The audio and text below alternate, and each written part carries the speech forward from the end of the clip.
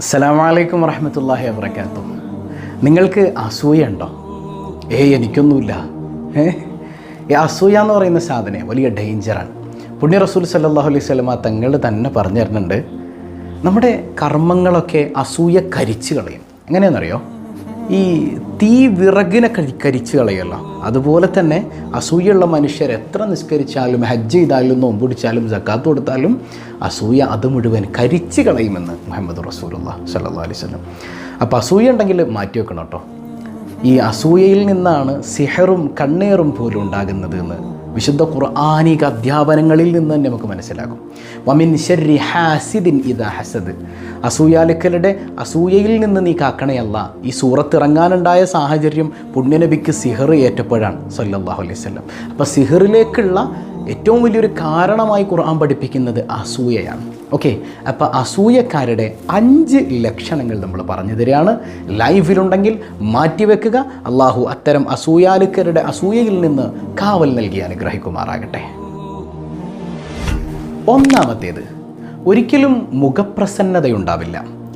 തൻ്റെ സഹോദരനെ കാണുമ്പോൾ ഒന്ന് പുഞ്ചിരിക്കുക എന്ന് പറയുന്നത് ഏറ്റവും വലിയ സ്വതക്കയാണെന്ന് മുഹമ്മദ് റസൂലുള്ളാഹി. പക്ഷേ അസൂയുള്ള മനുഷ്യർക്ക് ഒരിക്കലും മുഖപ്രസന്നതയോടെ ചിരിക്കാൻ പറ്റില്ല. ആർട്ടിഫിഷ്യലായിട്ട് ഇങ്ങനെ കാണിക്കും എന്നല്ലാതെ മുഖപ്രസന്നത ഉണ്ടാവില്ല. നിങ്ങൾ ചിന്തിച്ച് നോക്കി, ഒരുപാട് അനുഭവം നിങ്ങൾക്കുണ്ടാവും. എന്നോട് ഒരാൾ പറഞ്ഞൊരു സങ്കടമുണ്ട്, ഉസ്താദേ അപ്പുറത്തെ വീട്ടിൽ എത്താൻ ഞങ്ങളോട് ചിരിക്കൂല. എന്തേ ഞാൻ ചോദിച്ചു. അതെപ്പോഴാണ് ചിരിക്കാത്തത് ഞാനും എൻ്റെ കെട്ടിയോളും കൂടെ കാറിൽ എവിടെയെങ്കിലുമൊക്കെ പോകുന്നത് കണ്ടു കഴിഞ്ഞാൽ അതുവരെ നല്ല ചിരിയായി ചിരിയുള്ള എത്തായിരിക്കും. ഞങ്ങൾ കാറിൽ കയറി കഴിഞ്ഞ് ഇങ്ങനെ യാത്രയൊക്കെ കഴിഞ്ഞ് തിരിച്ചു വരുമ്പോൾ ഇത്താനെ കണ്ടാൽ ഇങ്ങനെ നിൽക്കുള്ളൂ. അതെന്തേ? ഞങ്ങൾ കാറിൽ കയറി പോയത് ഇത്താക്ക് ഇഷ്ടമായിട്ടില്ല. അങ്ങനെ ഒരു ദിവസം ഞാൻ ഇത്താനോട് പറഞ്ഞ്, ഇനി എൻ്റെ കെട്ടിയോളെ അങ്ങോട്ട് പോകണില്ല, എൻ്റെ കൂടെ പോരുന്ന് ഞാൻ പറഞ്ഞു. പിന്നെ ഞാൻ എന്ത് ചെയ്യും ഉസ്താദേ? ഒരാളെന്നോട് പറഞ്ഞതാണ്. വല്ലാഹു അഅലം അതിൻ്റെ സത്യാവസ്ഥ എന്താണെന്ന്. പക്ഷെ ഇങ്ങനെ പലതും അനുഭവിക്കുന്ന കുറേ ആളുകളുണ്ട് അല്ലേ? അയൽക്കാർ നമ്മളെവിടെയെങ്കിലുമൊക്കെ പോകുന്നത് കണ്ടാൽ അസൂയ മൂത്തിട്ട് നമ്മളോട് ചിരിക്കാതെ മുഖപ്രസന്നതയില്ലാതെ നിൽക്കുന്ന കുറേ ആളുകളുണ്ട്. എന്തിനാ അങ്ങനെ അസൂയ വെക്കുന്നത്? എന്തിനാ? ഒരാളുടെ ജീവിതത്തിൽ ബറക്കത്തുണ്ടാകുന്നത് കണ്ടിട്ട് നമ്മൾ അസൂയ വെച്ച് അവർക്കെതിരെ ദുആ ചെയ്യുന്നവരാണെങ്കിൽ അതുപോലെ നമുക്കും സംഭവിക്കും എന്നല്ലേ പുണ്യ റസൂൽ സല്ലല്ലാഹു അലൈഹി വസല്ലം തങ്ങൾ പറഞ്ഞു തന്നിട്ടുള്ളത്. അതായത് നമ്മുടെ ഒരു സഹോദരന് വേണ്ടി നമ്മൾ ദുആ ചെയ്യാൻ, ഒരാൾക്കൊരു ബർക്കത്ത് കിട്ടി, നമ്മുടെ അയൽപ്പക്കത്തുള്ള വീട്ടുകാരൻ ചിലപ്പോൾ എന്ത് ചെയ്തു, ഒരു കാറ് വാങ്ങി. അത് കാണുമ്പോൾ തന്നെ നമ്മളെന്ത് പറയും? പടച്ചോൻ ഇതൊക്കെ കാണുന്നുണ്ട് പുള്ളേ. അങ്ങനെ പറയാൻ പാടില്ല. അത് കാണുമ്പോൾ തന്നെ മാഷാ അല്ലാ, പടച്ചോനെ നീ അയാൾക്ക് വർദ്ധിപ്പിച്ചു കൊടുക്കണേ അല്ലാ.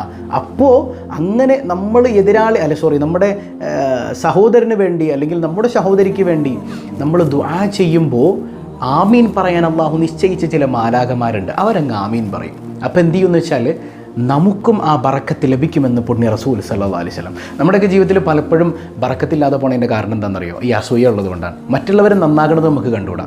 ഇനി മുതൽ അങ്ങനെയുള്ള മനസ്സുണ്ടെങ്കിൽ മാറ്റിവെച്ചു. എല്ലാവരും നന്നാകുന്നത് കാണുമ്പോൾ നിങ്ങൾക്ക് സന്തോഷം തോന്നിക്കും. അതായത് ഒരു ഭാര്യയും ഭർത്താവും സന്തോഷത്തോടെ ജീവിക്കണം. നമ്മൾ എന്താ അക്കടെയൊക്കെ ഒരു തള്ളിച്ച അവളൊക്കെ നടക്കണാട്ടില്ലേ, അങ്ങനെ പറയാൻ പാടില്ല. അവർ സന്തോഷത്തോടെ പോകണമ്പോൾ മാഷാ അല്ലാ, അള്ളാഹു നീ അവരുടെ ലൈഫിൽ ബർക്കത്ത് ചെയ്യണേ. എത്ര പേരങ്ങനെ പറയും? അങ്ങനെ പറഞ്ഞാൽ നമ്മുടെ ലൈഫിൽ ബർക്കത്ത് ലഭിക്കും. കമാ ഖാല റസൂലുള്ളാഹി സ്വല്ലല്ലാഹു അലൈഹി വസല്ലം. എത്രമാത്രം ഹൃദ്യമായിരിക്കും. അപ്പോൾ അങ്ങനെ ചെയ്യാം. അപ്പോൾ മുഖപ്രസന്നതയില്ലാത്തവർ അസൂയാലുക്കളാണെന്നാണ്. രണ്ടാമത്തേത്, ഒരിക്കലും സലാം പറഞ്ഞവർ തുടങ്ങില്ല. വല്ലപ്പോഴും പറഞ്ഞെങ്കിലായി.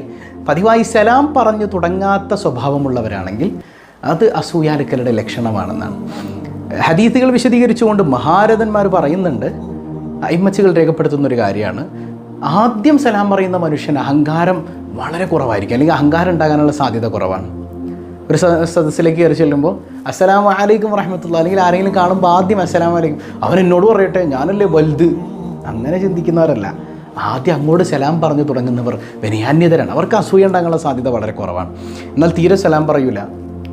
ഈ സലാം എന്ന് പറഞ്ഞാൽ തന്നെ ഒരു പ്രാർത്ഥനയാണല്ലോ, അള്ളാഹുവിൻ്റെ ശാന്തി നിങ്ങൾക്ക് ഉണ്ടാകട്ടെ എന്നാണ്. ഇനി ഞാനും ദുആയിരുന്നു അവർക്ക് ശാന്തി കിട്ടിപ്പോയാലോ എന്ന് ചിന്തിച്ചിട്ടാണോ എന്നറിയില്ല. ചില ആളുകൾ തീരെ അങ്ങനെ സലാം പറയാത്തവരാണെങ്കിൽ അവർ അസൂയാലുക്കളാണ്, അസൂയാലുക്കളുടെ ലക്ഷണമാണ്. മൂന്നാമത്തേത്, ചെറിയ സ്വതക്ക പോലും ചെയ്യാത്ത മനുഷ്യർ. ഒരു ചെറിയ തുക പോലും അല്ലെങ്കിൽ ശാരീരികമായ സഹായം പോലും ഒന്നിനും ഇറങ്ങി ചെയ്യാത്ത മനുഷ്യർ അസൂയാലുക്കളുടെ ലക്ഷണമാണ് അത് എന്ന് മഹാരഥന്മാർ പഠിപ്പിക്കുന്നുണ്ട്. ഞാൻ കൊടുത്തിട്ട് ഒരാൾ നന്നാകണ്ട, എങ്ങനെ ആരെങ്കിലും നന്നാകണമെന്ന് എനിക്ക് കണ്ടുകൂടാ. പ്രത്യേകിച്ച് അയൽപക്കത്ത് എന്തെങ്കിലുമൊക്കെ ഒരു പ്രയാസം ഉണ്ടാകുമ്പോൾ ഓടിച്ചെന്ന് സഹായിക്കാത്തവർ. അയൽപക്കത്തൊരു കാര്യം, ഇപ്പോൾ അയൽപക്കത്ത് ഒരാൾ ഒറ്റയ്ക്കാണ്, ഭർത്താവ് വിദേശത്താണ് എന്ന് വെക്കുക, ഒരു പെണ്ണൊറ്റയ്ക്ക് താമസിക്കുന്നു. അപ്പോൾ അയൽപക്കത്ത് ഒരുപാട് സഹോദരിമാരുണ്ട്. ഒന്ന് വീട്ടിലേക്ക് എന്നിട്ട് മോളെ വല്ലതും കഴിക്കാനൊക്കെ ഉണ്ടോ, എങ്ങനെ പോകുന്നുണ്ട് ലൈഫ്, എന്തെങ്കിലുമൊക്കെ സഹായം ഉണ്ടെങ്കിൽ വേണമെങ്കിൽ വിളിക്കണം കേട്ടോ എന്നൊക്കെ പറഞ്ഞൊരു സഹായാനുഭൂതിയോടുകൂടെ ഒരു സ്വതക്കയുടെ മെൻറ്റാലിറ്റിയോടുകൂടെ അതൊക്കെ ചെയ്യുന്ന അയൽവക്കത്തുള്ളവരാണെങ്കിൽ എന്ത് രസമായിരിക്കും അല്ലേ. പക്ഷെ അങ്ങനെ ചെയ്യാതെ മാറി നിൽക്കുന്ന, ഒരു സ്വതക്ക പോലും ചെയ്യാൻ മടിക്കുന്നവർ അത് അസൂയാലുക്കളുടെ ലക്ഷണമാണ് എന്നാണ്. നാലാമത്തേത്, നമ്മുടെ കുറവുകൾ മാത്രം കാണുന്ന ആളുകൾ. ചില ആളുകളുണ്ട്, അവർ എല്ലാവരുടെയും കുറവുകളെ കാണുള്ളൂ, ഒരു പോസിറ്റിവിറ്റിയും അവർ കണ്ടെത്തുകയില്ല. അവരിൽ ഒരുപാട് കുറവുകളുണ്ട്, അതവർ കാണൂല. മറ്റുള്ളവരുടെ കുറവുകൾ നോക്കി ഇങ്ങനെ നടക്കണം. എന്ത് നന്മ ചെയ്താലും ആ നന്മ അവരുടെ കണ്ണിൽ പെടുകയില്ല. അവർ നെഗറ്റിവിറ്റിയുടെ പിന്നാലെ മാത്രം പോകുന്നവരാണ്. മറ്റുള്ളവരുടെ നെഗറ്റീവുകൾ കണ്ടെത്തുന്നവർ അസൂയാലുകളാണെന്നാണ്. അഞ്ചാമത്തേത്, തനിക്ക് ലഭിച്ച അനുഗ്രഹങ്ങളെ വില കുറച്ച് കാണുന്നവർ. അവന് വീടുണ്ട്, കാറുണ്ട്, എല്ലാം ഉണ്ട്, എന്നാലും അവക്കൊക്കെ കിട്ടിയേക്കണുണ്ടല്ലേ, അത് വെച്ച് നോക്കുമ്പോൾ എനിക്കൊക്കെ എന്തുട്ടാ കിട്ടിയ ഒന്നുമില്ല. എപ്പോഴും മുകളിലേക്ക് നോക്കും. മറ്റുള്ളവർക്ക് ലഭിച്ച അനുഗ്രഹങ്ങളിലേക്ക് ഇങ്ങനെ നോക്കിയിട്ട് അസൂയയോടെ ചിന്തിക്കുന്ന മനുഷ്യരുണ്ടല്ലോ, അത് ഏറ്റവും വലിയ അസൂയാലുവിൻ്റെ ലക്ഷണമാണ്. ഒരിക്കലും പാടില്ല എന്നാണ്. തനിക്ക് ലഭിച്ച അനുഗ്രഹങ്ങൾ മനസ്സിലാക്കണമെങ്കിൽ എപ്പോഴും താഴേക്ക് നോക്കണം. ഞാനെപ്പോഴും എല്ലാ ആഴ്ചയും തമിഴ്നാട്ടിലേക്ക് പോകുന്ന ഒരാളാണ്. പല ഘട്ടങ്ങളിലും പല കേന്ദ്രങ്ങളിലൊക്കെ ചെല്ലുമ്പോൾ, ചില തെരുവുകളിൽ ചെല്ലുമ്പോൾ ദിവസത്തിൽ ഒരു നേരം ഭക്ഷണം കഴിക്കുന്ന ആളുകളെ കണ്ടിട്ടുണ്ട്. ഈ ഡൽഹിയിൽ ഞങ്ങൾ ദഅവത്തുമായി ബന്ധപ്പെട്ട് ഇങ്ങനെ പോകുന്ന സമയത്ത് ഈ റൊട്ടി, ഒരു റൊട്ടി ഒരു ദിവസം കഴിക്കും. ഒരു നേരാണ് ഭക്ഷണം കഴിക്കുക. ചെറിയ കുഞ്ഞുങ്ങൾ പോലുണ്ട്. അവിടെയൊക്കെ വെച്ച് പൊട്ടിക്കരഞ്ഞ് സുജൂദിൽ വീണ് പോയിട്ടുണ്ട്. പടച്ചോനെ, നീ ഞങ്ങൾക്കൊക്കെ ചെയ്തു തന്നിട്ടുള്ള അനുഗ്രഹങ്ങൾ എത്ര വലുതാണല്ലോ, അത് ബോധ്യപ്പെടണമെങ്കിൽ താഴേക്ക് നോക്കണമെന്ന് പഠിപ്പിക്കുന്ന സയ്യിദുനാ റസൂലുള്ളാഹി സ്വല്ലല്ലാഹു അലൈഹി വസല്ലം. അപ്പോൾ തനിക്ക് ലഭിച്ച അനുഗ്രഹങ്ങളെ വില കുറച്ച് കാണുന്നവൻ ഏറ്റവും വലിയ അസൂയാലുവാണെന്നാണ്. അപ്പോൾ അസൂയ എന്ന് പറയുന്നത് നമ്മൾ പറഞ്ഞതുപോലെ നമ്മുടെ എല്ലാ കർമ്മങ്ങളെയും തിന്നുകളയുന്ന ഏറ്റവും മോശമായ ഒരു ചിന്താഗതിയാണ്. ഒരിക്കലും അത് നമ്മിലുണ്ടാകാൻ പാടില്ല. ഈ പറയുന്ന 5-ൽ ഏതെങ്കിലും ഒന്ന് നമ്മുടെ ലൈഫിലുണ്ടെങ്കിൽ പോലും അതൊക്കെ മാറ്റി കറകളഞ്ഞ ഇഖ്ലാസുള്ള, ഈമാനുള്ള, ചക്കവയുള്ള ലൈഫ് കെട്ടിപ്പടുക്കാൻ ശ്രദ്ധിക്കുക. അല്ലാഹു തൗഫീഖ് നൽകി അനുഗ്രഹിക്കുമാറാകട്ടെ. അസ്സലാമു അലൈക്കും വറഹ്മത്തുള്ളാഹി വബറകാതുഹു.